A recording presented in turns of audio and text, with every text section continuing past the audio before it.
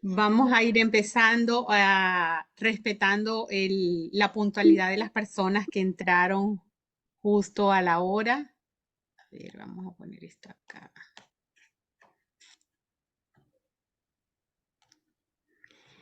Y bueno, Hola, ¿me hola escuchas? Jonathan, ¿cómo estás? Sí, te Muy escucho. bien, muy A bien, ver, vamos perfecto. a darle la bienvenida a las personas que hoy nos acompañan, Jonathan, pues que están tomando parte de su tiempo el día de hoy para entender un poco e informarse también de lo que es el proceso para tener viviendas acá en Estados Unidos.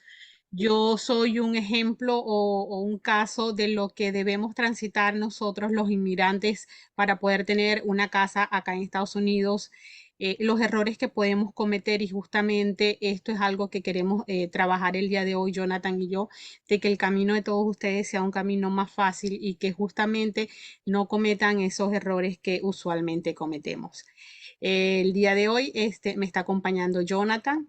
Él es lender o mortgage broker en diferentes estados acá en Texas y amablemente aceptó esta invitación para darnos información hoy. Yo voy a hacer una pequeña presentación mía y así damos chance de que lleguen las otras personas. A ver, un momento, que siempre... Ok, déjenme compartir acá.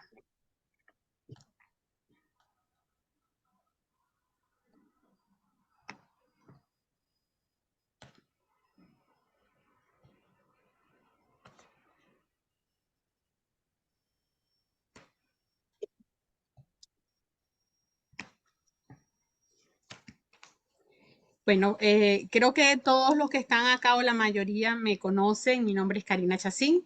Yo soy ingeniero industrial de profesión. Ejercí esa hermosa carrera durante 17 años y encontré en el área de bienes raíces más satisfacciones que en mi carrera como ingeniero industrial. Actualmente estoy trabajando como Real Estate Agent para Texas bajo la empresa eXp Realty. Soy miembro de la ANAR, que es la Asociación Nacional de Realtors, miembro de la Asociación de Realtors de Texas, miembro de HAR, que es la Asociación de Realtors de Houston, y soy fundadora de mi escuela inmobiliaria, que es una escuela que se encarga de formar agentes inmobiliarios en Latinoamérica y a las personas que a bien tengan la intención o quieran ser parte de mi equipo de trabajo dentro de lo que es EXP. Estas son mis redes sociales, pues el que no me sigue, el que no las tiene, pues le puede tomar una foto, allí me pueden seguir, pueden chequear quién soy y pues la trayectoria que tengo en el área inmobiliaria. Esto es todo lo que tenía para presentarles, realmente sin mucho preámbulo. Le damos la bienvenida nuevamente a todos los que nos están acompañando y a Jonathan para que el día de hoy entonces empecemos a conversar de una vez ya de lo que es la materia de este webinar, que es prepararnos para comprar esa casa este año, de ser posible, y si no, pues prepararse para comprarla el año que viene o lo antes que se pueda, de acuerdo a estos lineamientos que Jonathan nos va a comentar. Jonathan, me gustaría que te presentaras, por favor, para que las personas te conozcan. Sí, bueno, buenas tardes a todos. Primero que nada, gracias Karina por tu tiempo y por la invitación. Siempre es un placer trabajar contigo. Y obviamente a los invitados, gracias por tomarse el tiempo y bueno, dar este gran paso que es educarse para la compra de una casa, porque muchas veces uno ve mucha información eh, en las redes sociales y pues tienden a confundir un poquito y pues lo ideal siempre es educarse con las personas especializadas en la industria, ¿ok? Y bueno, yo soy lender en varios estados de aquí en Estados Unidos, tengo 7 años de experiencia en esto y por suerte, porque también soy latino, obviamente, el 70% de mis préstamos son para la comunidad hispana, lo cual pues siempre vienen con un extra, sobre todo para aquellos que son inmigrantes y pues tengo ya bastante experiencia en el área con respecto a permisos de trabajo, TPS, etcétera.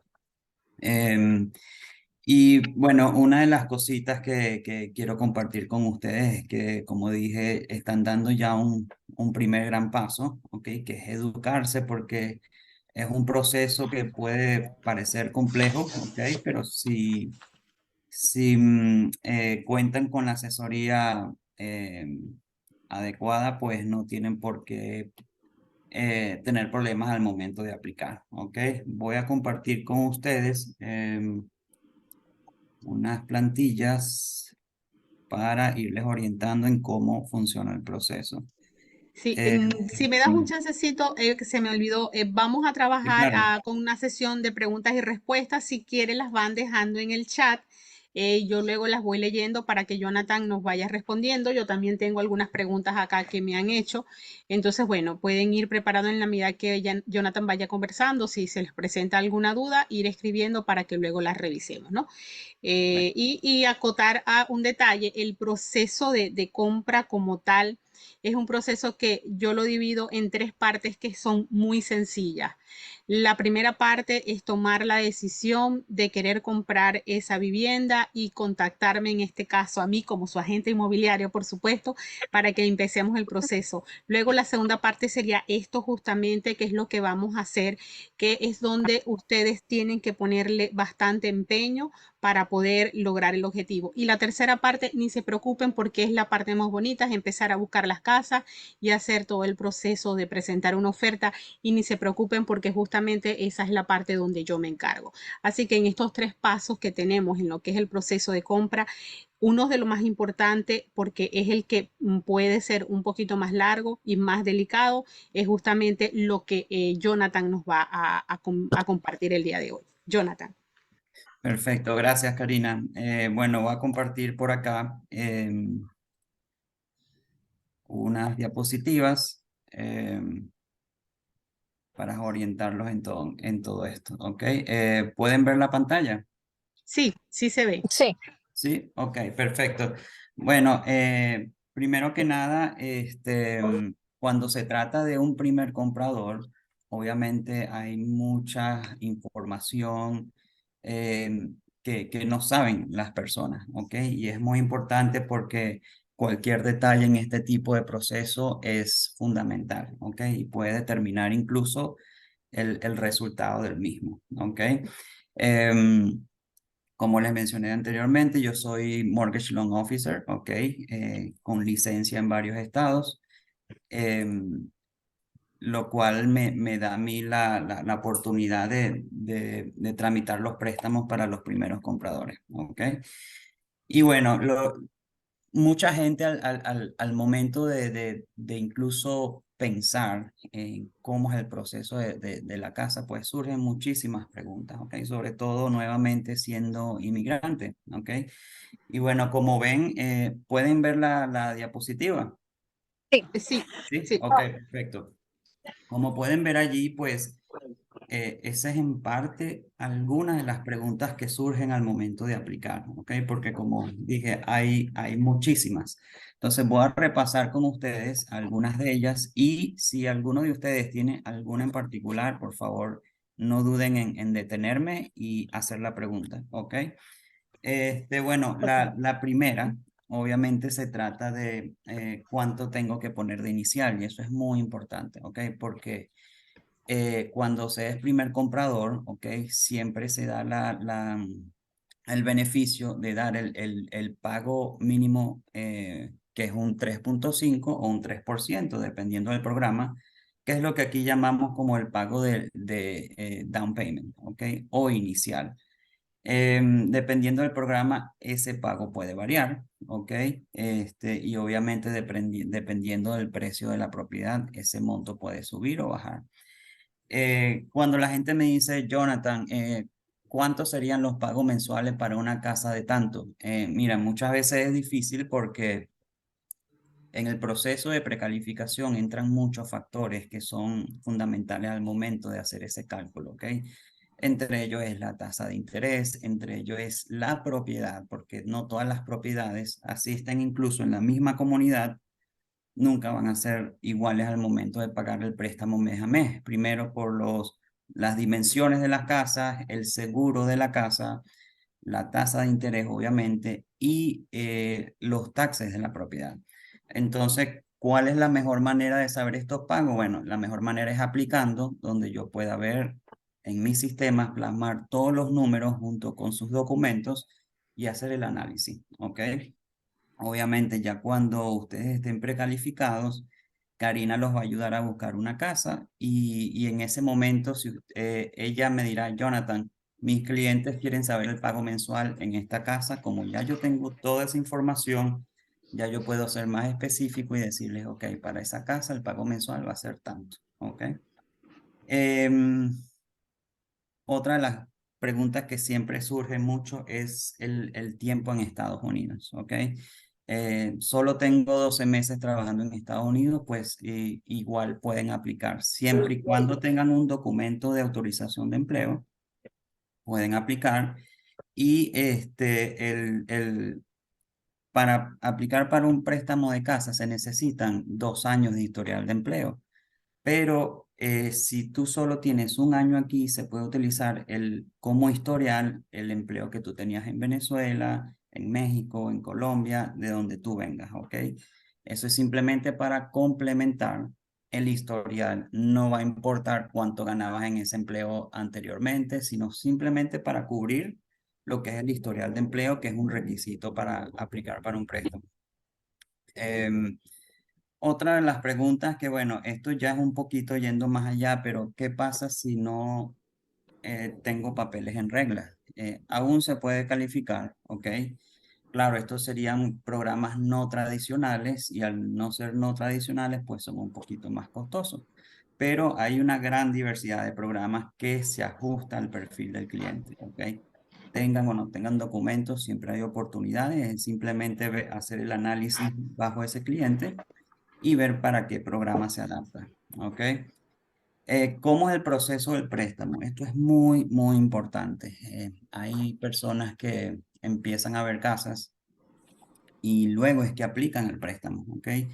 Esto no es un error, ¿ok? Porque obviamente hay gente que se proyecta y visualiza las cosas, lo cual está muy bien, pero lo ideal, antes de ir a ver casas y entrar a los open house y todo eso, lo ideal es que tú tengas ya una precalificación, porque la precalificación te da a ti poder de saber por cuánto puedes ofertar al momento de ir a ver una casa, ¿ok?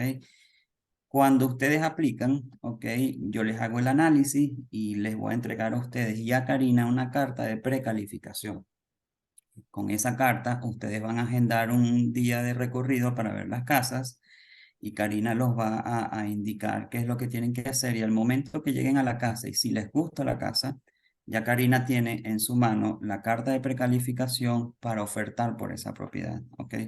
Entonces, ¿qué pasa? Como está el mercado muy volátil y muy caliente, por decirlo así, pues es importante que cuando vayan a ver la casa tengan esa carta porque ya pueden ofertar. ¿Ok? Y no hacerlo antes porque a lo mejor les gusta la casa y no están precalificados. Entonces, mientras hacemos la aplicación, agrupamos todos los documentos y hacemos el análisis, pues a lo mejor esa casa ya recibió una oferta y ya fue vendida. Entonces es muy importante seguir los pasos y el primer paso es aplicar. Una vez que están precalificados, agendan con Karina cuándo van a ir a ver las casas de acuerdo a los gustos de ustedes y bajo ese monto que fueron precalificados. Y una vez que ustedes oferten y esa oferta sea aceptada, empezamos lo que es el procesamiento de la aplicación, ¿ok? Que es donde vamos a recoger más documentación y en parte ya es como decir más de mi parte que tengo que trabajar para organizar todo, estructurar todo en el sistema y que la aprobación sea totalmente aprobada, ¿ok? Porque precalificar es para empezar el proceso, pero para obtener el préstamo tienen que estar full aprobados, ¿ok? Hay personas que recientemente recibieron el permiso de trabajo. Aún así pueden aplicar, ¿ok? Nuevamente, si estaban esperando el permiso de trabajo y les llegó hace 2 meses y ya están trabajando, pueden aplicar para un préstamo a una casa. Como les dije, lo que tenemos que hacer es cubrir los 24 meses de historial de empleo y podemos utilizar historial que ustedes hayan tenido en otro país o de donde vienen. Em, Otra de las preguntas que suena mucho y la gente no está bien informada es que si es cierto que el Estado podría ayudar con la inicial del préstamo. Y sí, sí se puede, pero el detalle con estos préstamos es que cuando ustedes reciben ayuda de parte del Estado, la tasa de interés no va a estar basada en lo que está la tasa en el mercado, sino es una tasa fija que te fija el Estado. Y normalmente esa tasa es entre 2 a 3 puntos por encima de la que te puede dar un programa tradicional. ¿Ok? ¿Qué quiero decir con esto? Que al final no es dinero que ellos te están regalando, porque ya con lo que tú empieces a pagar en esa diferencia de tasas, ya tú les estás devolviendo el dinero a ellos, ¿ok? Y otro de las cosas no favorables de estas ayudas del Estado es que tú no puedes hacer nada con tu préstamo en 5 años. ¿Qué quiero decir esto? Que si ustedes cierran un préstamo con la ayuda del Estado, y la tasa normalmente es alrededor del 8%. Si las tasas en el mercado bajan a un 4%, ustedes lamentablemente no pueden refinanciar porque entraron en ese, como en con ese compromiso con el Estado de estar los 5 años bajo la tasa de ellos, bajo el programa de ayuda con ellos. Entonces, preferiblemente vale la pena que ahorren y ustedes mismos puedan cubrir ese pago inicial, porque al final es muchísimo más lo que ustedes van a gastar pagando mes a mes a que si lo hacen con ahorros propios, ¿ok? Em, ¿puedo obtener el dinero para la inicial a través de la venta de mi carro? Sí, todo lo que venga a través de activos es aceptable. Puedo comprar la casa con un familiar. Sí, ustedes incluso pueden comprar una casa, ¿ok? Y utilizar a un familiar o incluso a un amigo para que los ayude y les dé poder adquisitivo en el préstamo, sin necesidad de que esa persona vaya a vivir en la casa. Si esa persona va a vivir, pues también es aceptable, pero no necesariamente la persona que te ayuda aplicando el préstamo tiene que vivir en ella. Jonathan, Eh, una pregunta, ¿esa figura sería un fiador? ¿Esa persona que ayuda pero no vive en la casa? Entra como un cosigner. Tiene Ok, que pasar por el mismo proceso y entregar la misma documentación que el aplicante principal. ok. ¿Ok? Em, ¿Puedo aplicar mientras recibo el beneficio de desempleo? Lamentablemente no. Eso que tú recibes mes a mes del desempleo no es considerado un ingreso. Lo que quiere decir que si no tienes un ingreso, no puedes aplicar para un préstamo. Em, ¿Puedo comprar casas sin crédito, sin reporte de crédito? Sí, como dije anteriormente, hay una gran diversidad de programas que puedes utilizar basado y adaptado a tu perfil, ¿ok?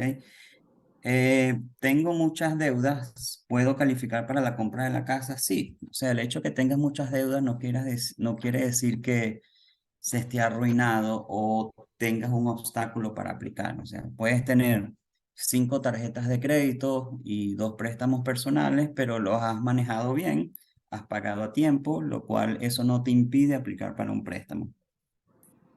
Em, También preguntan mucho, ¿cuánto es la tasa de interés? La tasa de interés, pues obviamente va a estar en lo que se encuentra en el mercado, pero normalmente es un rango, ¿ok? Actualmente la tasa está entre un 4,5 y un 6,5. ¿Cuál sería tu tasa? Pues eso va a variar dependiendo de qué se refleje en tu reporte de crédito y cómo esté tu score de crédito, que es una de las cosas principales que se toma en consideración al momento de aplicar. ¿Y cuál es ese score mínimo para aplicar? El score mínimo es 580.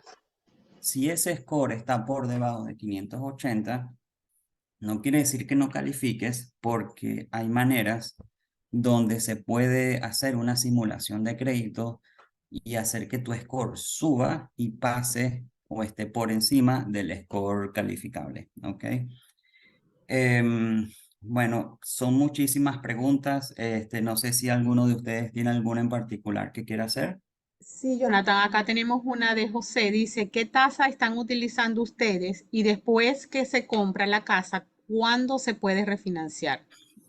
Ok, la tasa nuevamente actualmente está entre un 4,5 y un 6,5. ¿Cuál te tocaría a ti? Va a depender mucho en cómo se vea tu perfil, tanto crediticio, de ingresos, de deudas, etcétera. O sea, eso es algo que se te puede decir al momento que apliques porque es donde es como un rompecabezas. Y una vez que armamos ese rompecabezas con toda tu información y todos los análisis de ingresos, es donde vamos a ver qué tasa es la que se te puede otorgar, ¿ok?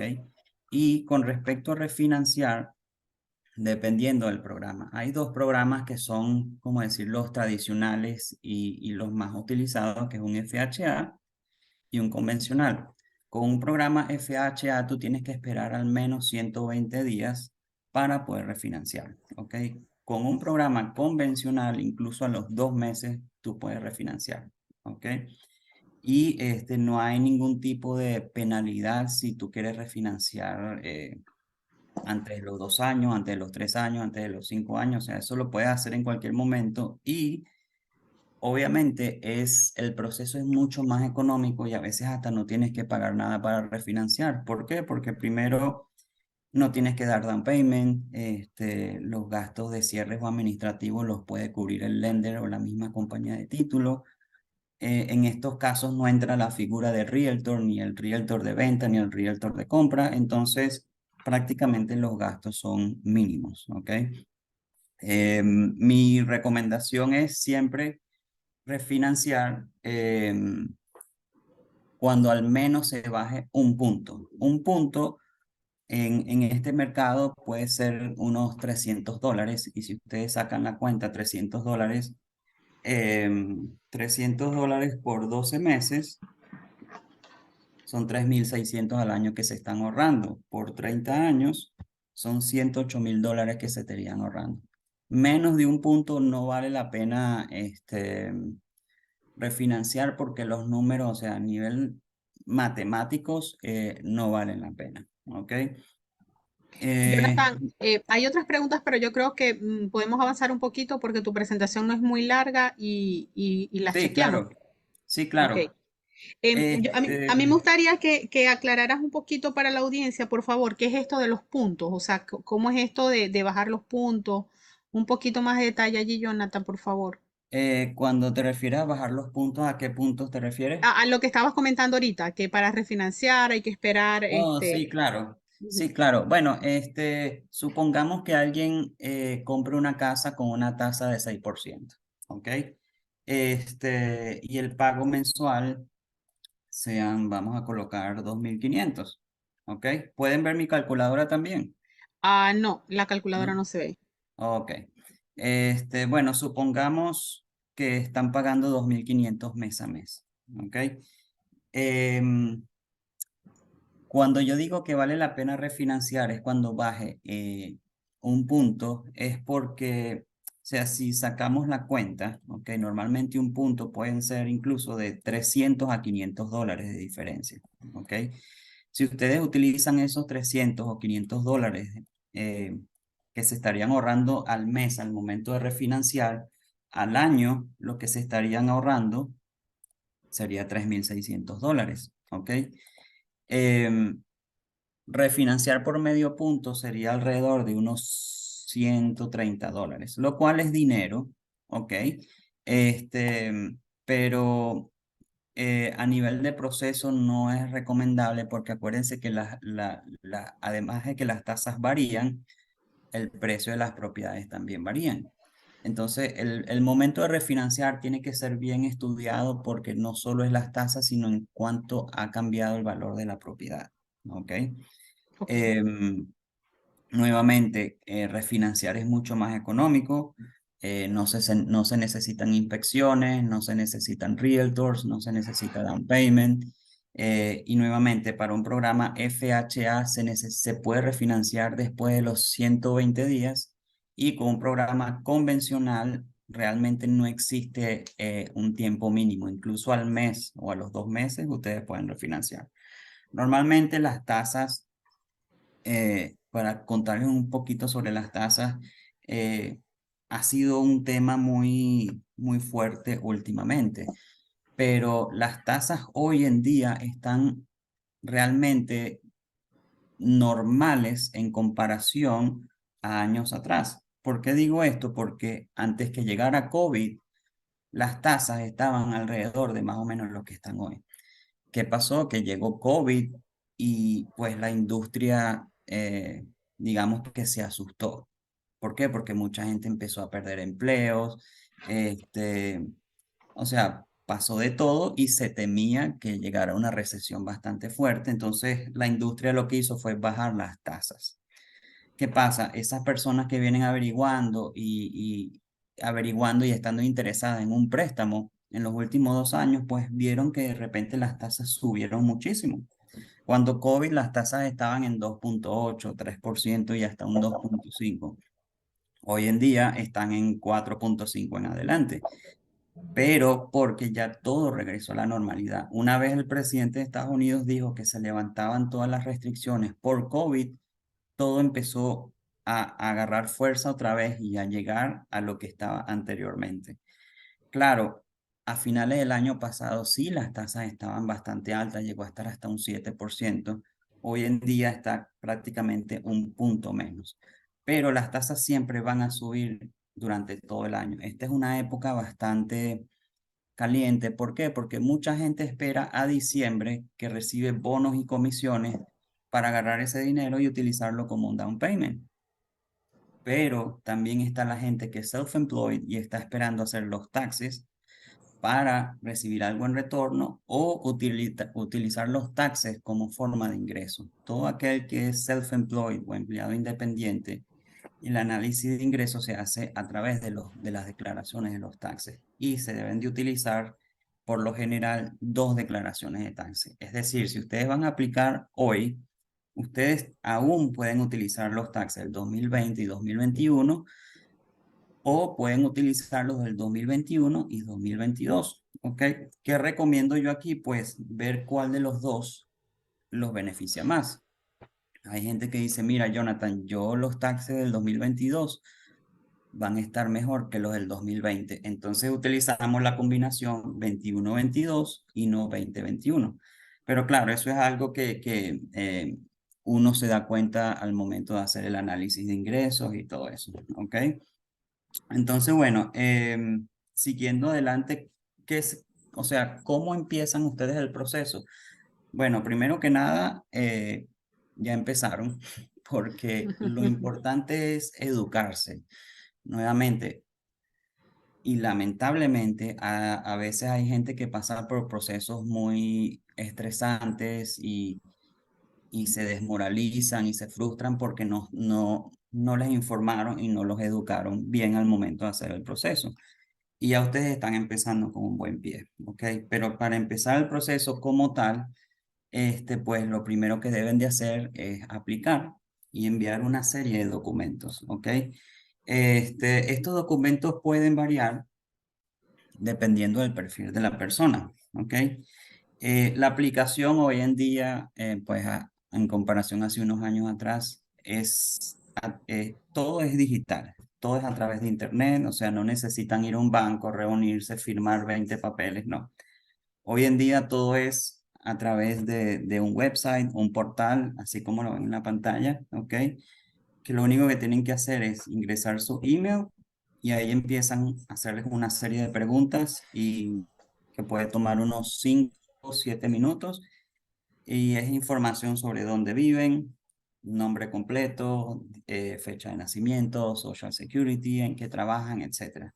Es bastante sencillo. Sin embargo, al momento que ustedes estén aplicando, pueden apoyarse tanto en Karina como en mi persona, ¿ok? Porque obviamente es primera vez que ustedes están haciendo esto y van a haber preguntas que a lo mejor ustedes no van a entender, pero para eso estamos Karina y yo, para asistirlo durante todo el proceso, ¿ok? Jonathan, es importante decir que este proceso de aplicación no tiene, pues no hay que pagar absolutamente nada. Sí, Esto es Sí, llenar la exacto. información para que tú empieces a hacer el análisis de cada persona. Sí, correcto.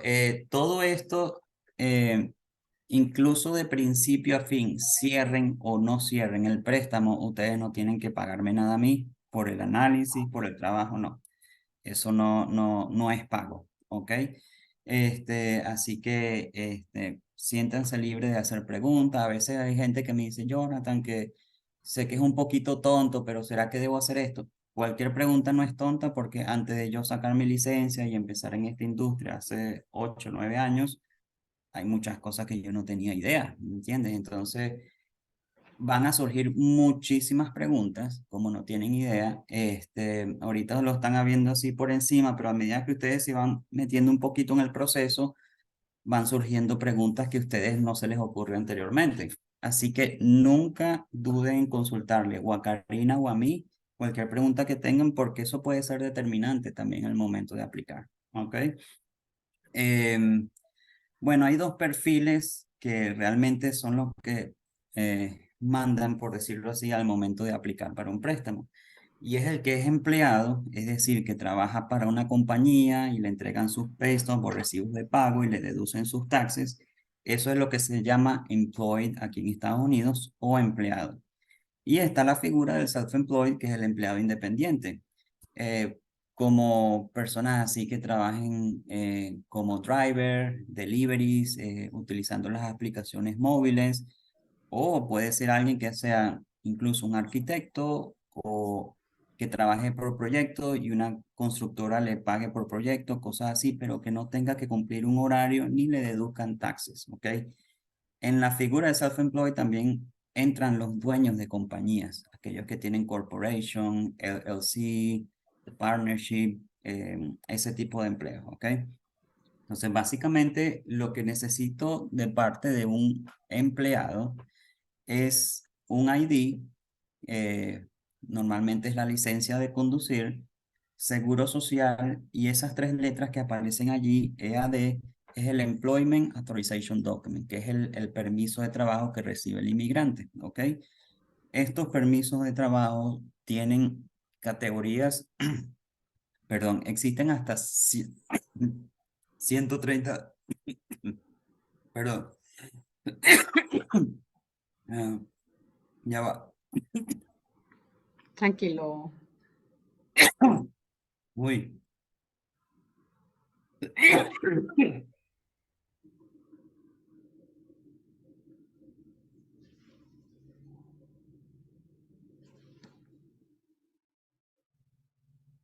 A ver, chicos, lo importante en este proceso, como decía Jonathan, de cuando vamos a aplicar, como él decía, ¿no? Agarrar la aplicación, a veces uno dice que son tediosas o que tienen detalles, pues ahí es donde estamos, tanto Jonathan como yo, pues que podemos hacer em, un Zoom, por ejemplo, para ayudarles a llenar la aplicación, ¿no? En mi caso no hay ningún problema, hacemos un Zoom y hacemos juntos la aplicación. Jonathan, ya se te pasó la tos. Sí, sí, me fue por el camino viejo, como dicen. Tranquilo. Disculpen a todos por eso. Bueno, el Employment Authorization, como venía diciendo, es el permiso de trabajo que recibe todo inmigrante, pero sí a veces los parámetros van a depender mucho de la categoría del permiso de trabajo, ¿ok? Normalmente son TPS, asilos políticos, permisos de trabajo, etcétera. Los dos últimos pay stubs son los recibos que recibe el empleado. Siempre se solicitan los más recientes. Esos pay stubs deben de reflejar las horas que ustedes hicieron en ese periodo y las deducciones de los taxes, ¿ok?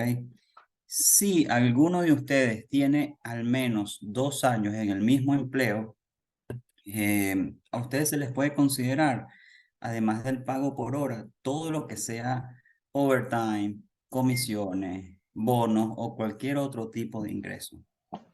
Esto ayuda mucho al momento de calificar, porque obviamente mientras más ingresos ustedes tengan, va a ser más sencillo calificar. Estados de cuenta.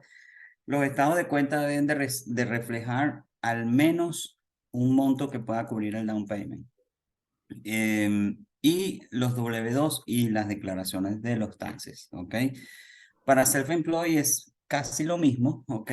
A excepción de la tercera línea donde dice formas 1099, 1120 y 1065. Las 1099 son todas aquellas formas, es un papelito que les entrega la compañía para la que ustedes trabajaron durante todo ese año.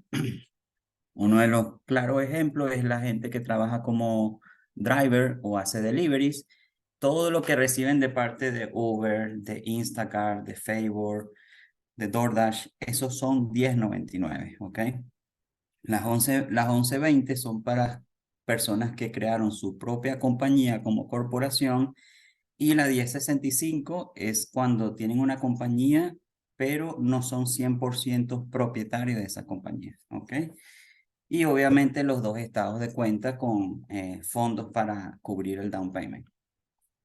Además del down payment, existen, como nosotros le llamamos gastos de cierre, pero son gastos administrativos. Y estos gastos administrativos o de cierre vienen de la compañía de título que va a gestionar el cierre de ustedes.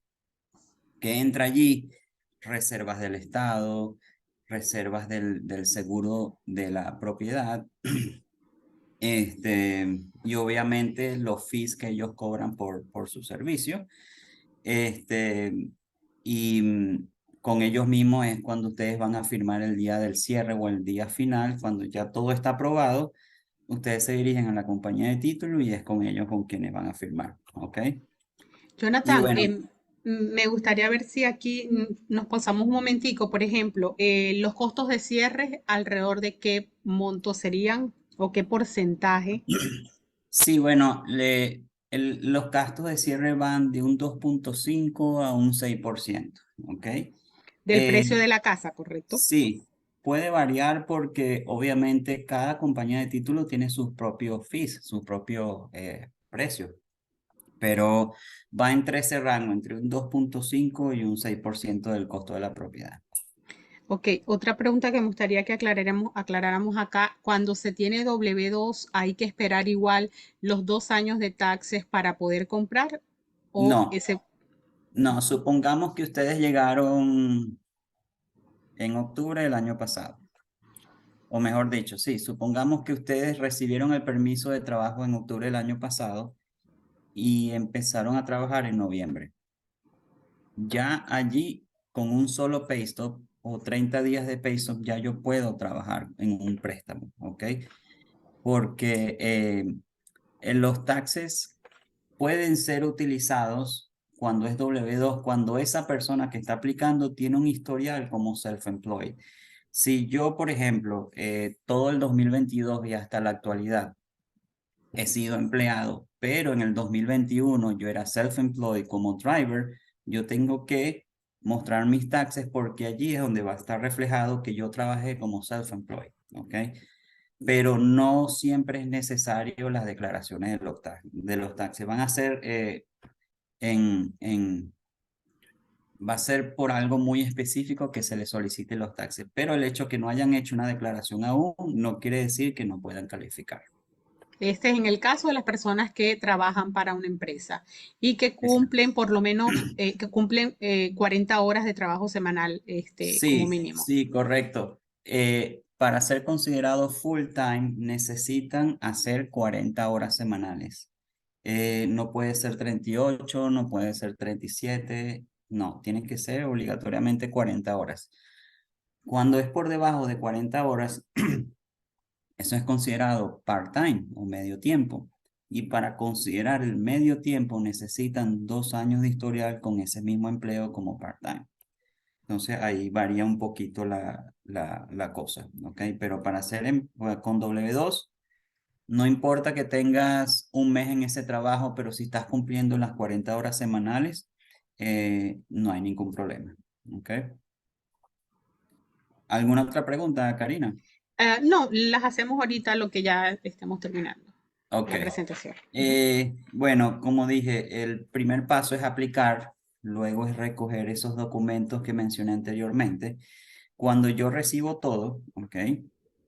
Lo primero que yo tengo que revisar es el score de crédito. ¿Por qué? Porque esto va a determinar muchísimas cosas. Primero, si calificas en el momento y también para qué programa.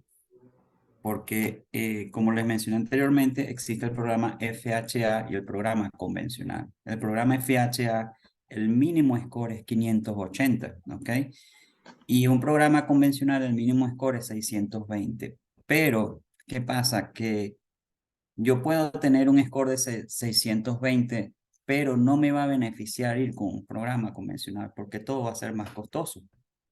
Para ir con un programa convencional, el score tiene que ser alrededor de los 700, ¿ok? De 700 a 720, ya allí puedes entrar con un programa convencional. ¿Por qué? Porque ahí es donde tú vas a ver los beneficios con un programa convencional, ¿ok?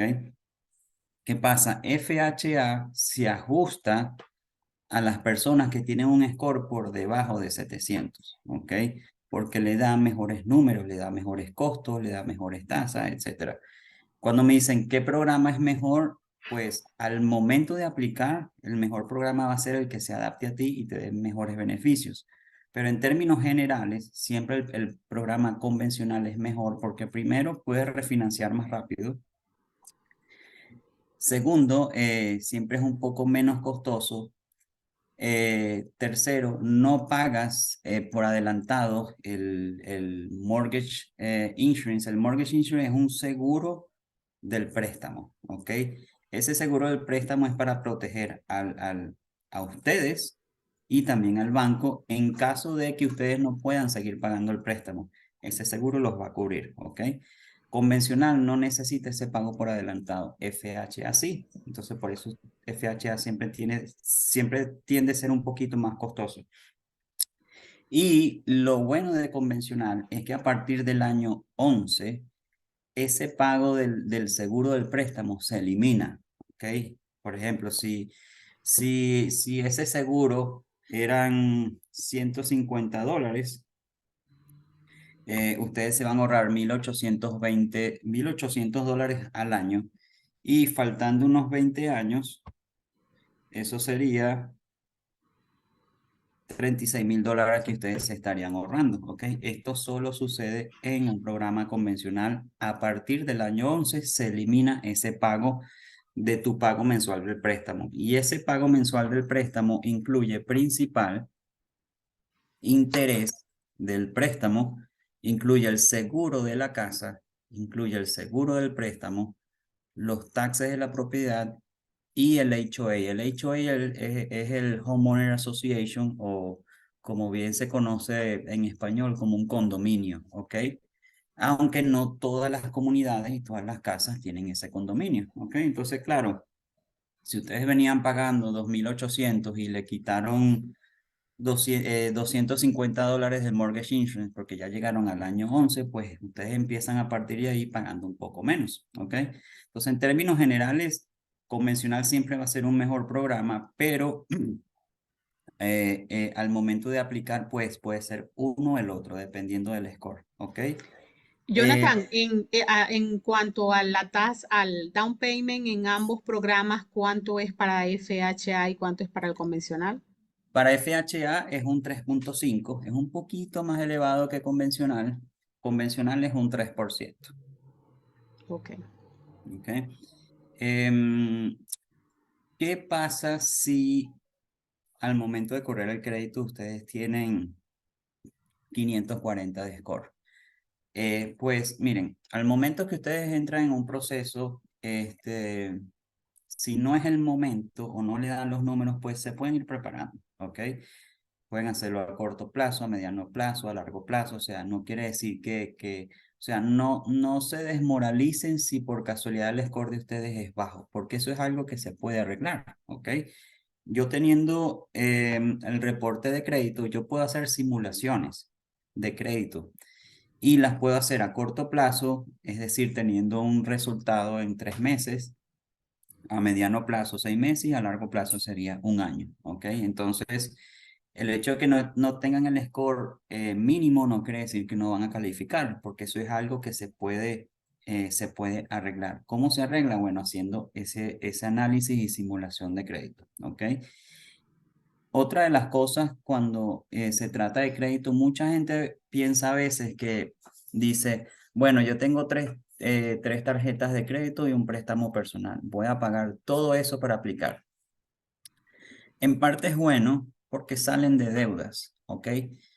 Pero en parte no es bueno porque el pagar todo a cero o liquidarlos no te beneficia a nivel de score, ¿ok? Y pues eso es un dinero que tú puedes guardar y tenerlo como fondo o reserva al momento de calificar, porque hay mucha gente que se gasta mucho dinero y aplica y dice, no, Jonathan, yo no tengo para el down payment porque todo eso lo gasté para solventar y liquidar todas las tarjetas. Entonces, nunca es buena idea porque la gente piensa que pagando todo a cero, el score se va a disparar y no es así. ¿Y qué pasa? Esas tres agencias que ustedes ven allí, que es Equifax, Experian y TransUnion, ellas como todo el mundo necesitan comer, por decirlo así. Entonces, cuando ustedes solicitan una tarjeta de crédito, supongamos a Bank of America le reporta a una de ellas y a veces hasta dos agencias, ¿ok? Supongamos que esta tarjeta es de $5,000 y ustedes utilizaron 4,000. Y antes de la fecha de corte o antes de aplicar para un préstamo, ustedes dicen, bueno, para no tener tanto problema y tanta deuda, voy a pagar esos 4,000 de una vez. ¡Boom! ¿Qué pasa? Que la agencia, bien sea Equifax, Experian o TransUnion, va a decir, bueno, esta persona ni siquiera nos dejó ver si tiene responsabilidad financiera y no tenemos un récord de 3 meses para ver si esa persona paga a tiempo o no. Entonces, ellos no tienen cómo mejorar tu score porque no les diste una experiencia de cómo tú manejas tus finanzas, ¿ok? Lo mismo los bancos.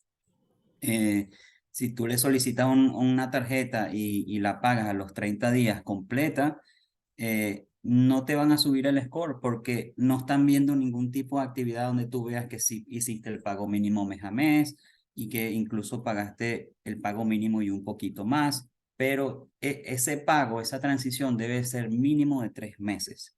Es decir, si ustedes quieren pagar esos $4,000 de esa tarjeta, no lo hagan de un solo golpe, sino háganlo por pedazos, ¿ok? En pagos programados puede ser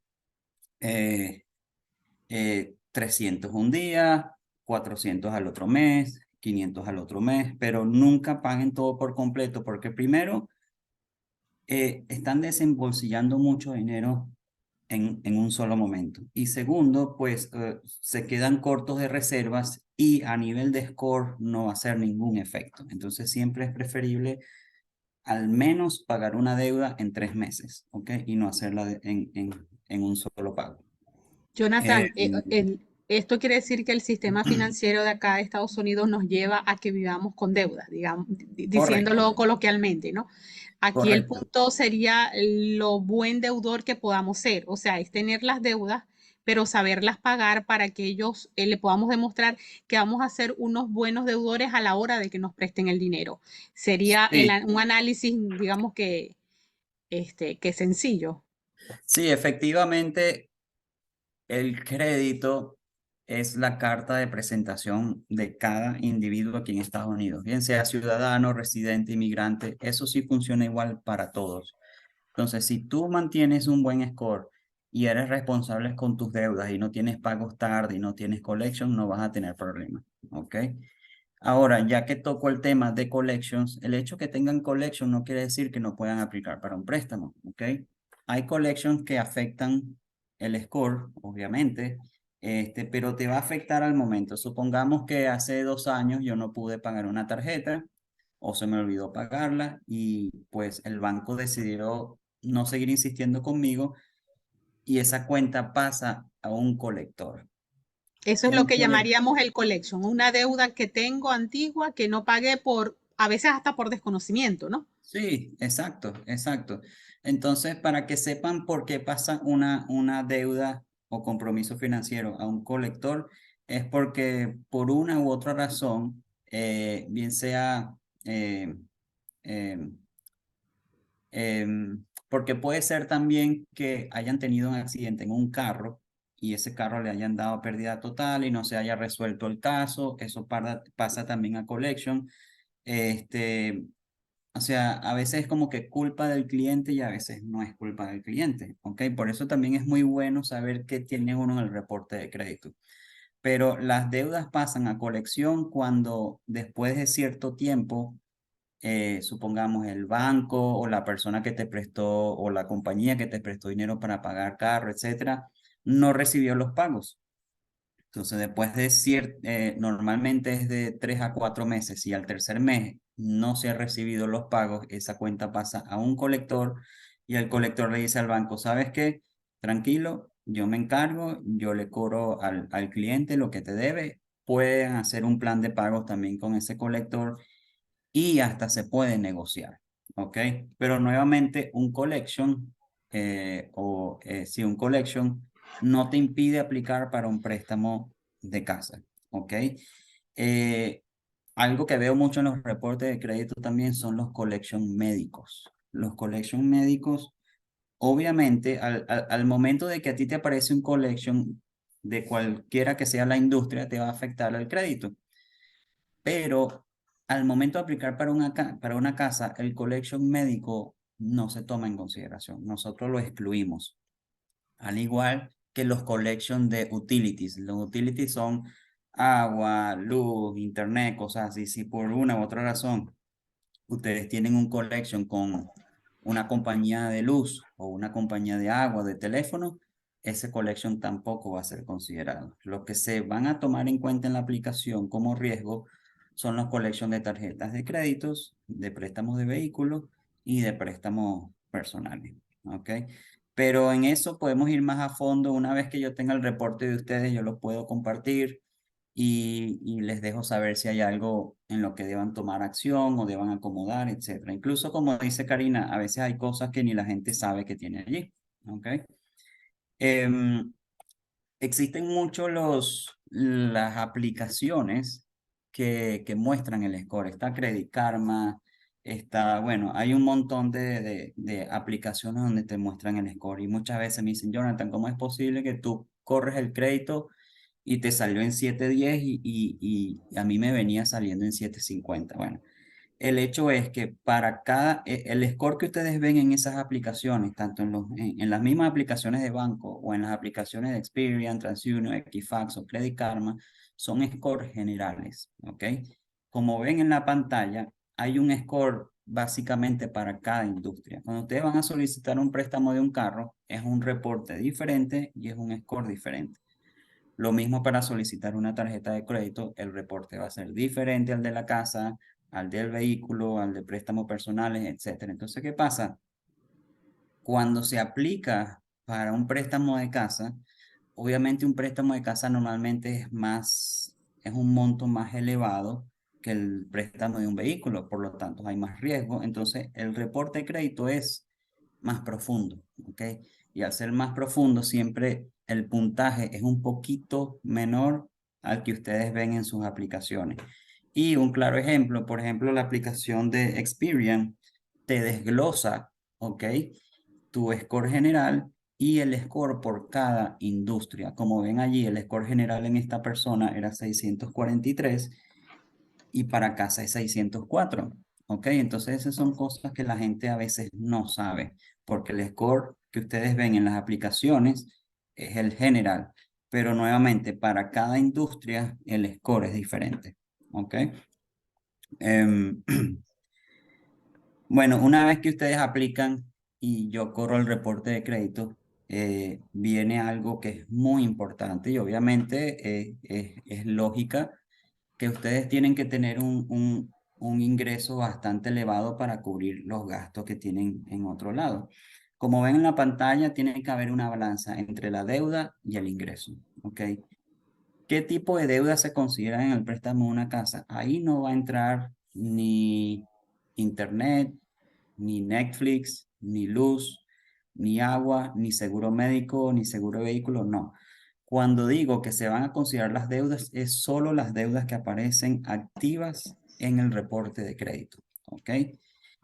Eh, hay un factor muy importante, además del reporte de crédito y el score, que es el DTI, es el Debt to Income Ratio. El Debt to Income Ratio es la relación entre tus ingresos y tus deudas, ¿ok? Obviamente, si tus deudas están por encima de tus ingresos, no puedes calificar para una casa. Entonces, ¿qué pasa? Nosotros, una vez que descargamos todo el reporte de crédito y hacemos el análisis de ingresos, hacemos esa relación entre las deudas y los ingresos y vemos qué capacidad de pago tienen. ¿Ok? Un claro ejemplo para la gente que quiere hacer rapidito su análisis de ingresos es agarrar el número. Si a ti te pagan $15 por hora, tú vas a multiplicar esos $15 por 40 horas a la semana, luego por 52 semanas que tiene el año y luego lo divides entre 12. Ese va a ser tu ingreso mensual. Mucha gente a veces dice, bueno, 15 por 40 horas, por 4 semanas que tiene el mes, luego por 12 y luego, no. Es, pareciera que fuera así, pero realmente es la manera como aparece en la diapositiva, ¿ok? Entonces, tienen que tener en cuenta que independientemente de los gastos que ustedes tengan, incluso salidas, viajes, o sea, nada de eso va a ser considerado al momento de aplicar para un préstamo, ¿ok? Em, y bueno, una vez que se hace todo ese análisis, el préstamo es aprobado y el proceso puede durar entre 21 días a 30 días, ¿ok? Una vez que ustedes reciben, después que ustedes van a ver las casas con Karina y ofertan por la casa y ese mismo día le dicen, ok, oferta aceptada, a partir de allí, normalmente el proceso debería de cerrar entre 20 y 25 días. Cuando lleva 31 días es porque sucedió algo durante el proceso, porque aquí entra mucha gente.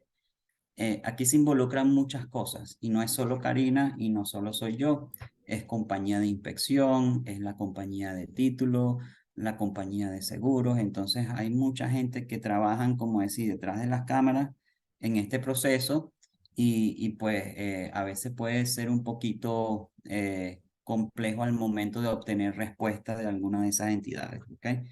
Pero básicamente el proceso puede ser entre 21 días a 30 días, ¿ok? Y es básicamente eso. Mucha gente se siente un poquito así como que temerosa cuando se habla de préstamos de casa y estar decididos al proceso, pero miren, realmente es un proceso sencillo.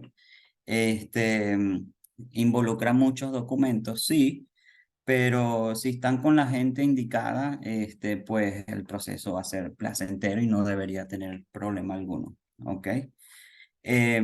Bueno, no sé si tienen preguntas adicionales o específicas con respecto a lo que hablé o algún tema que yo no haya tocado.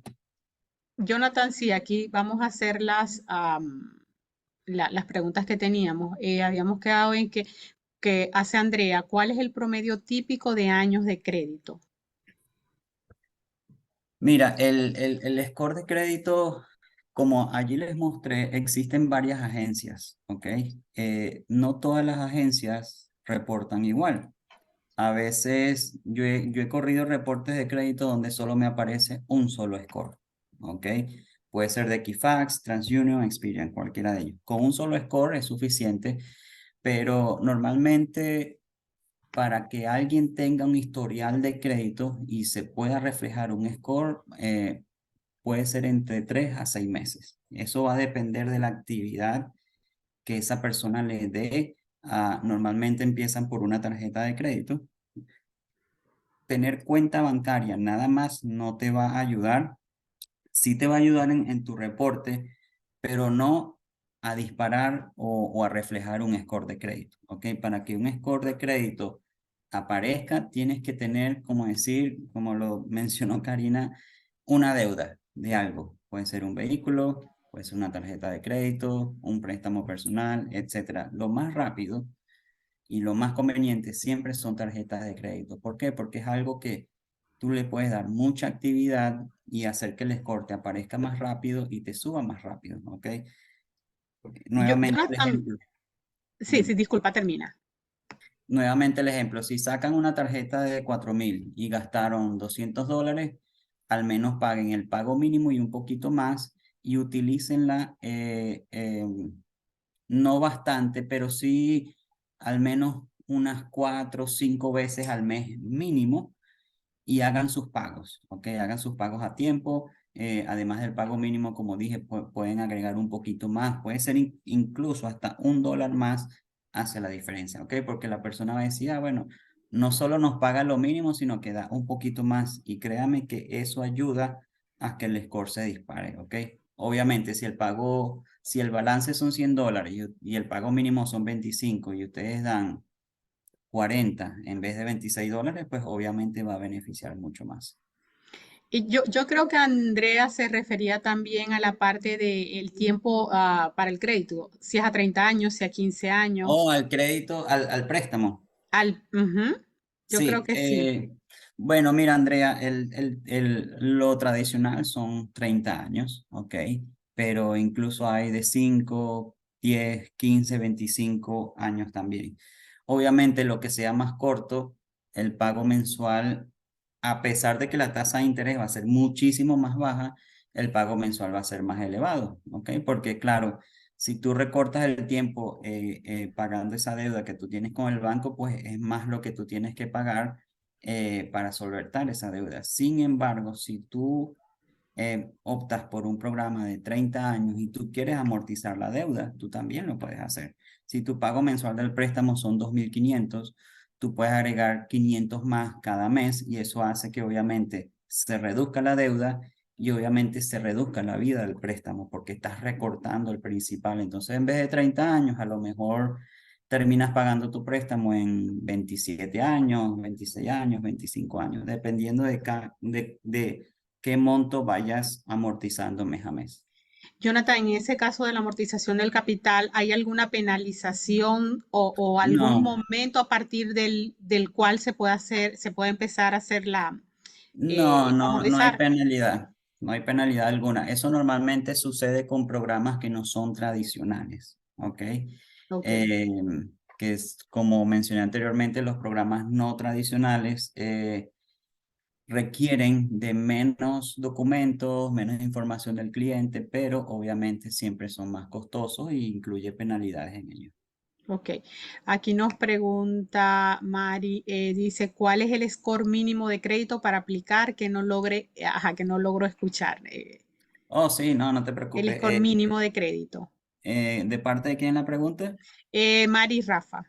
Mari y Rafa. Hola, Mari y Rafa, ¿qué tal? El score mínimo es 580, ¿ok? Para un programa FHA, para un programa convencional es 620.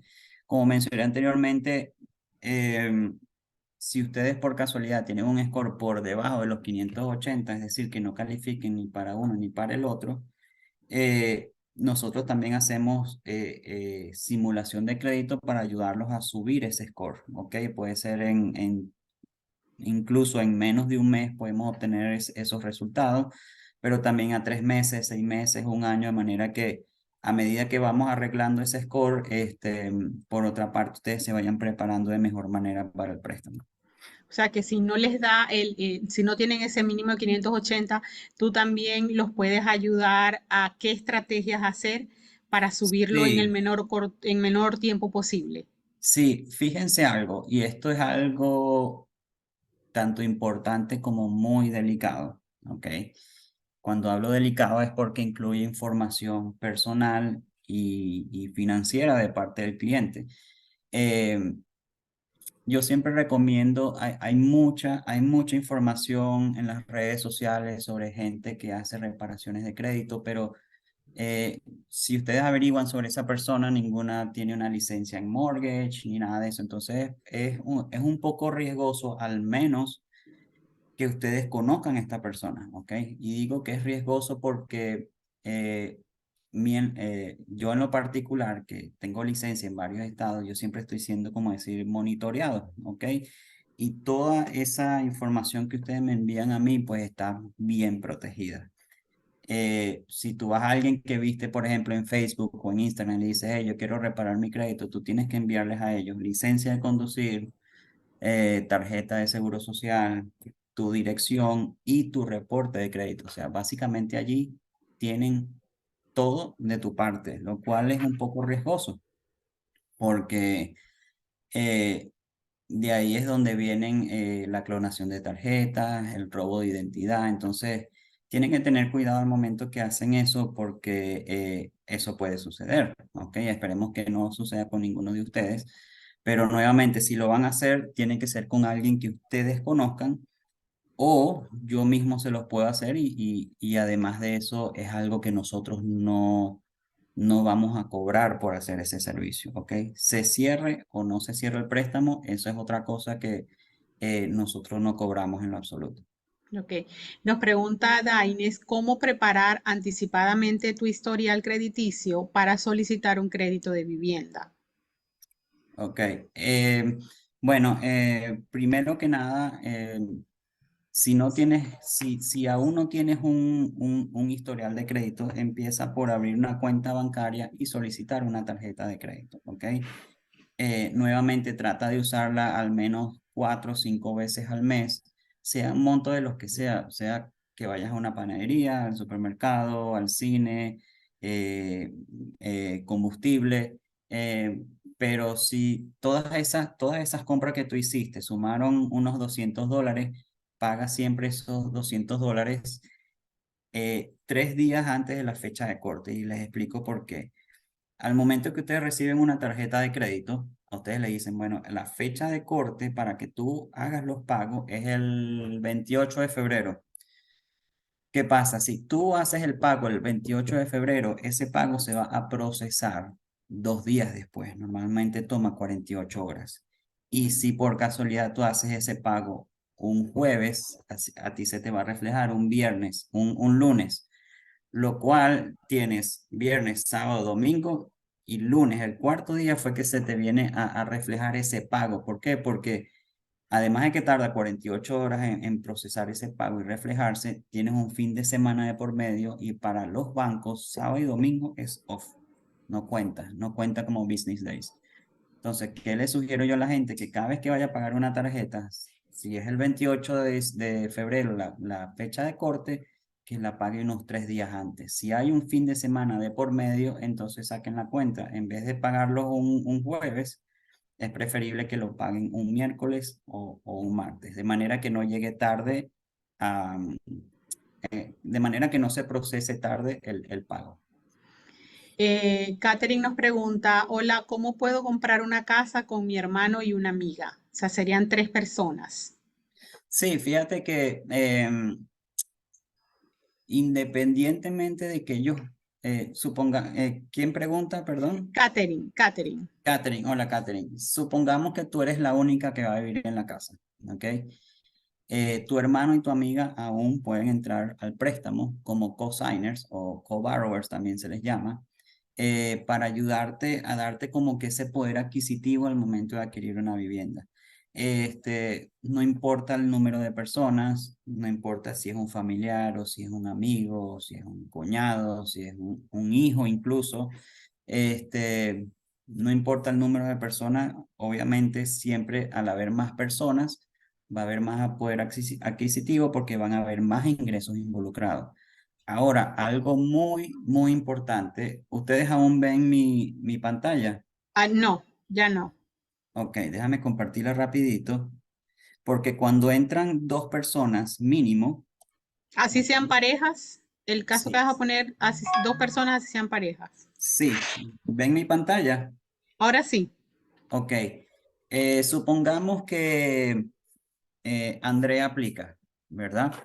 Y los scores de Andrea son 775, 720 y 760. El score que se le va a considerar a Andrea para el préstamo va a ser el score del medio, ¿ok? Entonces en este caso sería 760, porque 7 el más bajo, no el promedio. no, el del medio, que en este caso es 770.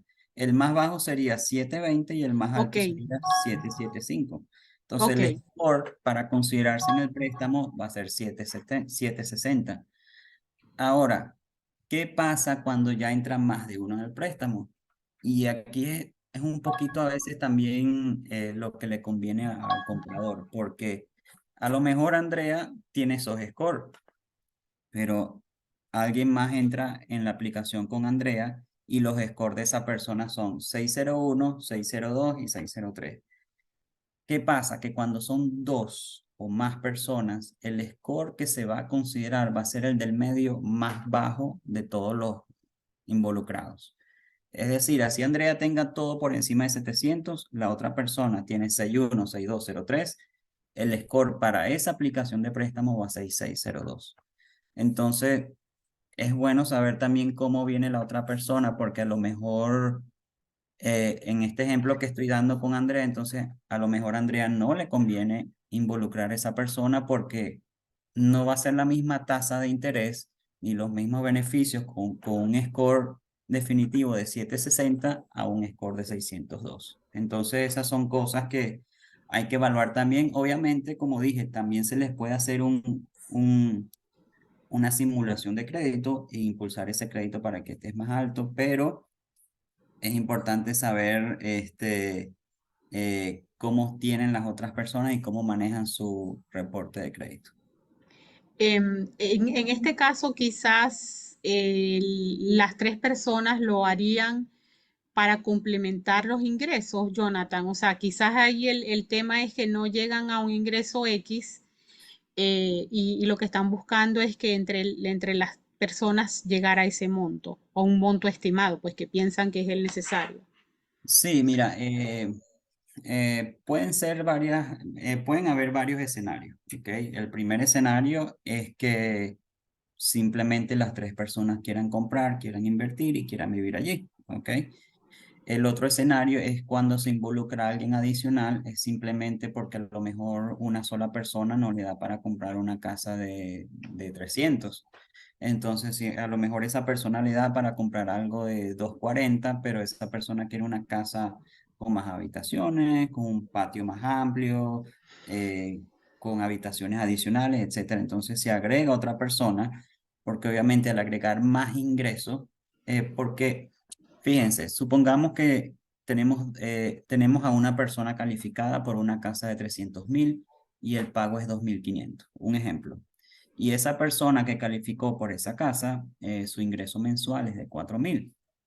¿Qué pasa? Que si se agrega otra persona y tiene un buen score y todo eso, y esa persona gana 5.000, ya son $9.000 de ingresos que tienen en esa aplicación. ¿Eso qué quiere decir? Que esa balanza que yo les mostré hace poco, ¿ok? Que es la deuda más los ingresos, le da un poder mayor a la persona de incluso no solo de ir por algo de 300 sino por algo de 350 de 400 de 500. O sea, siempre lo que va a determinar el monto de la propiedad es qué tanto ingreso tienen y qué tantas deudas tienen. Mientras los ingresos suban y la deuda se quede aquí o baje, pues tienen mayor poder adquisitivo al momento de buscar una casa. A la final, Jonathan, yo pienso que, como tú vienes comentando, ¿no? Lo ideal es que pues hagan la aplicación y empiecen a suministrarte la documentación para que tú hagas el análisis muy personal de cada quien y ver qué es lo que le conviene, ¿no? Porque Sí, quizás con el ingreso les puede dar para la casa que buscan y no necesitan colocar a otra persona si en este caso, por ejemplo, puede tener un score muy bajo que los va más bien a afectar, ¿no? En vez de ayudar.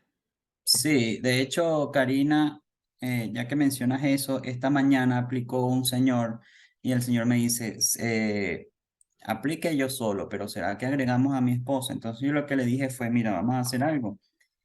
Agrega a tu esposa, envíame los documentos y yo te presento ambos escenarios, con para cuánto califican los dos, para cuánto califica solo, pero hay algo muy importante, no es solo para cuánto califican. Yo puedo calificarlos a ustedes para 300, para 500, para 400, pero al final del día ustedes se tienen que sentir cómodos con el pago que les va a quedar a ustedes mes a mes para Claro. ese préstamo, porque y nuevamente, si Karina viene y me dice, Jonathan, voy a empezar a buscar una casa ya con Daines, o con Andrea, o con Walid, o con Ronnie, mándame una carta. Y yo le mando la carta, supongamos que precalificaron por 350, pero la casa que vieron y les gustó muchísimo, no vale 350, vale 280. Pueden hacerlo, el hecho que califiquen por un monto no se tienen que ir por ese monto. Ahora, esta industria funciona de manera misteriosa también. Pueden haber casas de 280 que el pago mensual sea más caro que una casa de 350. Y les explico por qué. Porque hay casas que los taxes son más elevados que otras. Y no necesariamente que sean más económicas, quiere decir que van a pagar menos por esa casa que por una de un precio mayor. Como les dije, hay muchos factores involucrados y por eso cuando la gente me dice, ¿cuánto es el pago mensual para una casa de tanto? Es difícil decirles porque puede haber una casa en Katy que los taxes mensuales sean 900 y la casa cueste 280, pero hay una casa en Conroe de 380 y los taxes son apenas $600. O sea, son $350 menos que ustedes estarían pagando mes a mes. Entonces, por eso es muy importante, Karina y yo siempre tenemos que mantener buena comunicación con ustedes, porque lo ideal es que ustedes se sientan cómodos, ¿ok? Algo que se adapte al presupuesto de ustedes y en lo que ustedes puedan verse proyectados estando cómodos pagando mes a mes y no estando preocupados porque esa no es la idea, ¿ok? La idea es que se sientan a gusto primero en la casa que se muden, donde ustedes digan, wow, aquí voy a poner esto, aquí voy a poner esto, aquí voy a poner el arbolito, aquí van a hacer las reuniones. O sea, tienen que sentir eso para estar a gusto al momento de mudarse y obviamente eh, el pago mensual.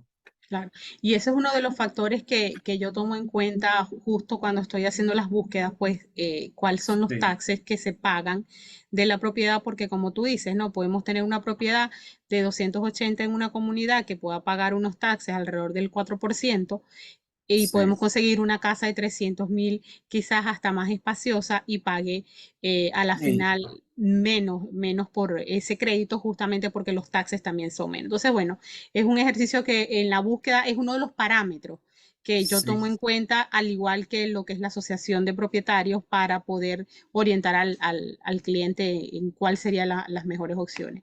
Aquí correcto. tengo otra, dice José, cuando uno entra a la página de venta de casa, siempre piden un 20% de down payment, pero Mm. también he oído que uno puede dar menos down payment, ¿no? Ya habías conversado un poquito de eso. Sí, tienen que tener mucho cuidado lo que ven en internet y sobre todo en las redes sociales, porque hay mucha gente eh, que incluso no son loan officer y dan información de cómo son los préstamos, ¿ok? Siempre he visto, sí, como dice, me dijiste que era Ramón, su nombre. José, José, José, José, sí, José, mira, si entras yo diría que en su mayoría de los sitios web para venta de casa, eso lo hacen un poquito como que adrede a propósito porque, claro, tú entras y ves la casa y te gustó la casa y empiezas a bajar en la información y ves que ponen el pago mensual así de grande y dices, wow, $1,900 al mes, pero luego ves así de pequeño que dice 20% de down payment. Entonces, no es necesario un 20% de down payment. 20% es necesario cuando es una propiedad para inversión. ¿Qué quiere decir esto? Que tú vas a comprar, vas a pedir tu préstamo, pero piensas alquilar esa propiedad. Ahí sí. Pero si va a ser lo que llamamos primary residence, o sea, tú vas a la vivir vivienda allí. principal. Ujú. Exacto. El mínimo down payment va a ser o 3% o 3,5 dependiendo del programa que se escoja. Ok. Marilyn nos pregunta, ¿sería mejor comprar personal o como una compañía? Eh, el detalle de comprar con compañía es que no te da los mismos beneficios, ¿ok? Em, Todo se eleva un poquito más, ¿ok? Siempre es bueno comprar como persona y luego, ya después que tú tienes la casa, puedes como que trabajar eso en la parte de un LLC o un S Corporation, porque eso también te puede beneficiar en los taxes, pero siempre obtienes más beneficios haciéndolo a través de personas. Este es en el caso de personas cuando hacen estos créditos con un social, porque en el caso de los inversionistas extranjeros, sí les conviene también porque les aplican otras leyes Sí, poder comprar a través exacto. de empresa, ¿no? Sí, Quizás por aplican aquí puede otras venir la leyes. pregunta. Ujú. Sí, aplican otras leyes y por supuesto cuando son extranjeros, o sea, desde afuera, hay mayor riesgo, ¿ok? Entonces, puede utilizarse la compañía desde el extranjero. Ok. Pregunta Andrea, ¿todo lo que doy de más va directo al capital de la deuda? Me imagino que la pregunta está asociada cuando hablamos de amortizar el capital, ¿no? De que tú decías que Sí, se puede dar un monto adicional a lo que era la cuota. sí, de hecho siempre al momento que tú cierras el préstamo y empiezas a pagar, tú al momento de pagar, como les mencioné en un principio, todo ahora es online, no tienes que mandar cheques escritos por buzón, no. Tú al momento de hacer el pago mes a mes, y si tú agregas $500 adicionales, tú puedes indicar allí que esos $500 adicionales van directo al principal de la casa, ¿ok? El principal de la casa es, si a ti te dieron un préstamo, si la casa costó 300 y supongamos que el préstamo después de down payment y todo eso fueron 285, esos 285 se van reduciendo, se van reduciendo. Ese es el principal y allí es donde va a ir el dinero adicional que tú coloques para amortizar. Aquí les estoy poniendo en pantalla para que las personas que quieran pues ya empezar con este proceso pueden agendar una cita a través de este código QR que mañana voy a disponer el día para que entremos más en detalle y poderlos asesorar ya personalmente. Entonces, bueno, aquí les dejo en la pantalla para que le tomen una foto. Y tenemos otra pregunta, esta es de Ronnie, dice, después de adquirir la vivienda, ¿puede un cosigner retirarse del crédito? Sí, una de las maneras es refinanciando, ¿ok? Se puede hacer a través de abogados, pero siempre es un poquito como que complicado. Lo que puedes hacer es que refinancies y al momento de refinanciar lo hagas tú solo y no incluyas en el refinanciamiento a esa persona. Ok, ya por acá no tenemos más preguntas, pero yo sí tengo acá unas tres preguntas. Bueno, esta más que una pregunta es algo que siempre hemos conversado, Jonathan, y es esa fotografía justamente que tenemos al momento que tú haces la precalificación. O sea, allí tienes una instantánea de cuál es la situación financiera del cliente y a Mm. veces pasa que el cliente, y tú sabes de eso, ya para hacer el cierre viene y se les ocurre comprar a crédito los muebles porque ya consiguió los muebles preciosos y resulta que la fotografía es distinta, ¿no? Sí me Sí, gustaría que comentaras esa situación, que es un error que típicamente cometen las personas que compran por primera vez. sí, fíjense que al momento que ustedes inician el proceso de un préstamo, una vez que ya están bajo contrato, y cuando hablo bajo contrato, quiere decir que ya ustedes con Karina ofertaron por una casa, esa oferta fue aceptada. ¿Y qué quiere decir eso? Que al ser aceptada, ustedes van a recibir un contrato de compra, ¿ok? Eh, Desde el día uno que ustedes aplican conmigo, no deberían de involucrarse porque, claro, siempre hay imprevistos, emergencias, pero no se involucren en deudas adicionales. ¿Por qué? Porque eso puede, así sea un día antes del préstamo, pueden terminar negándoles el préstamo. ¿Por qué? Porque a ustedes le vienen haciendo un análisis bajo un reporte de crédito, ¿ok? Independientemente de que a ustedes se les va a correr el crédito una sola vez, ¿ok? Pero hay una figura durante el proceso del préstamo que es el underwriter. El underwriter es el que va a decir, ok, ya Rodney, ya Danny, ya Osvaldo, ya Andrea, Wally ya están full aprobados. Ese es el departamento que dice, ok, están listos, vayan, firmen en la compañía de títulos, cierren y entreguen a la casa. Esa es la figura que da la aprobación final y total, ok. Pero ¿qué pasa? Esa figura de underwriter lo va a estar monitoreando todo lo relacionado a ustedes hasta el día del cierre. Hace poquito yo le dije a una pareja que aplicó y ellos me hicieron esa misma pregunta y yo le dije, no hagan nada hasta que cierren. Cerraron y a los 2 días se compraron un Camry último modelo y los felicité y está bien, porque, o sea, si hay alguien que sabe con qué cuentan mes a mes, son ellos mismos, ¿ok? Claro. Si lo van a hacer, no lo hagan antes del cierre, háganlo después, porque eso modifica números y cualquier número, por muy pequeño que piensen, puede echarles a perder el proceso. Jonathan, para aclarar el punto de lo que entra en esa cuota mensual que se paga por el crédito, tenemos lo que es el principal o es el monto que se presta, pues pagar una parte para ese préstamo. El otro son los intereses asociados al préstamo. Ujú. La otra parte es el seguro de la casa, que hay una excepción de pagar el seguro. Me gustaría que aclararas cuál es la excepción cuando no entra ese monto en la cuota. Bueno, hay dos seguros, ¿ok? Está el Ujú. seguro de la casa y el seguro del préstamo, ¿ok? Ambos son mandatorios al iniciar el proceso. ¿Cuál sería una de las maneras de evitar eso? Es colocando más down payment.